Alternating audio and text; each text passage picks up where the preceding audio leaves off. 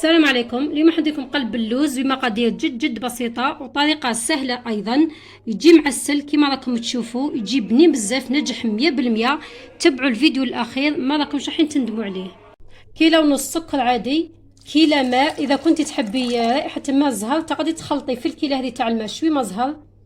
كيلو زيت، خلطيهم بالميكسور، والميكسور خليه ثابت في الأسفل باه تجي خاطر مليح. بعد ما يختلط مليح صبيه على 4 كيلات سميد اللي خاص بقلب اللوز يكون خشين للدرجة هذه.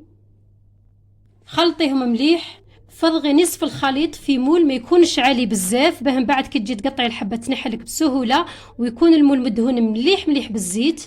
ديري طبقة من الكاكاو المحمص الملحي، زيدي الطبقة الثانية من العجين وسويها مليح وخليه من المستحسن يبات ليلة كاملة. إذا كنتي مستعجلة تقدري تخليه ساعة أو ساعتين فقط. كيلو وربع سكر مع 4 كيلات ونص ماء تحطيهم على النار لما يبداو يغليو ويديروا الرغوة، وتشوفي السائل تاعك نقص بحوالي كيلو، تعرفيه باللي طاب، طفي عليه وخليه يبرد.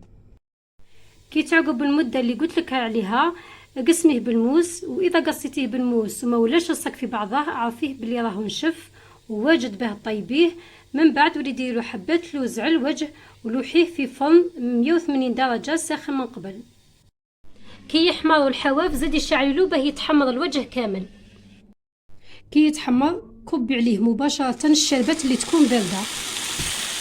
بمجرد يدير الصوت هذا اعرفيه باللي نجح وخليه يتشرب. بعد ما يبات ويتشرب الشربات تاعو جيدا نعاودو نقطعوه في الخطوط اللي كنا درناهم له باه يجي ساهل في الهزان. هاو شوفوا كيفاه جا معسل من داخل قلب اللوز ولا اواع بنين بزاف. نتمنى يعجبكم الفيديو تاع اليوم. شهية طيبة.